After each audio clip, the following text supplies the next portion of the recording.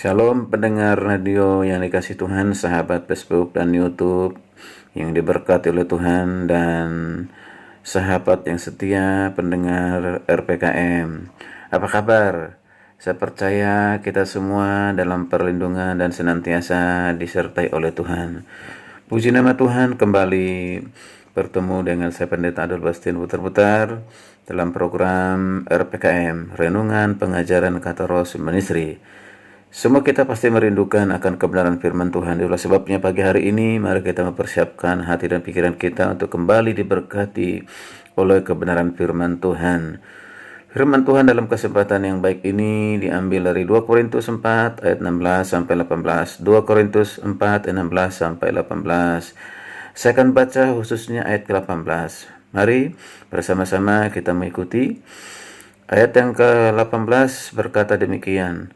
Sebab kami tidak memperhatikan yang kelihatan, melainkan yang tidak kelihatan, karena yang kelihatan adalah sementara, sedangkan yang tak kelihatan adalah kekal. Sekali lagi, sebab kami tidak memperhatikan yang kelihatan, melainkan yang tak kelihatan, karena yang kelihatan adalah sementara, sedangkan yang tak kelihatan adalah kekal. Puji Tuhan, topik firman Tuhan dalam kesempatan ini adalah memperhatikan yang tidak kelihatan. Memperhatikan yang tidak kelihatan. Kita berdoa. Bapa di sorga, dalam nama Yesus kami rindu firman-Mu, buat kami mengerti, memahami, supaya kami siap untuk mentaatinya, mengerjakannya, melakukan dalam kehidupan kami, bahkan menjadi kesaksian bagi orang lain. Terima kasih Roh Kudus, pimpin kami untuk mengerti, memahaminya, dalam nama Yesus. Haleluya, haleluya, amin. Bapak Ibu saudara kasih Tuhan, banyak di antara kita mudah putus asa, stres, dan tidak pernah mengalami terobosan baru dalam hidup. Mengapa demikian? Karena waktu menghadapi masalah dan ujian kita cenderung melihat itu secara kasat mata, sehingga kita mudah terpengaruh keadaan dan terperdaya hasutan-hasutan yang negatif yang melemahkan. Akibatnya kita makin terpuruk dan kalah.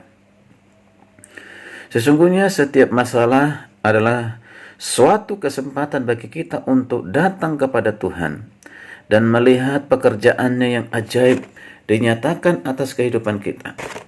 Masalah dan ujian adalah latihan bagi mata rohani kita.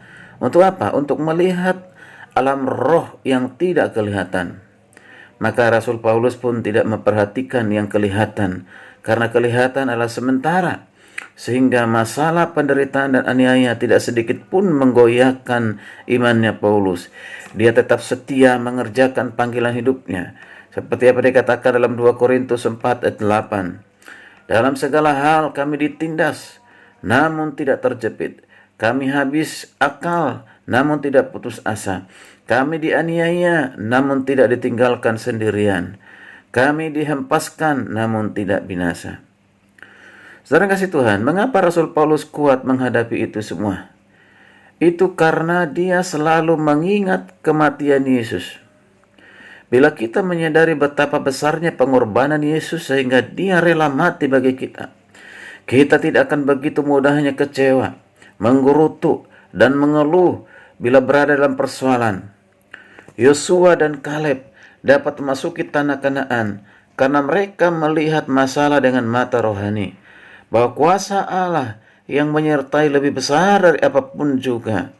Nah, saudara kasih Tuhan, sebaliknya, ke-10 pengintai gagal karena mereka melihat musuh dan tantangan yang ada seperti raksasa yang tidak mungkin bisa ditaklukkan. Begitu juga dengan pelayan Elisa, mengalami ketakutan karena melihat kotanya telah dikepung oleh musuh. Sebab itu Elisa berdoa supaya Tuhan mencelikkan mata rohani pelayannya, sehingga ia dapat melihat apa yang tidak kelihatan, itu disebut dengan alam roh.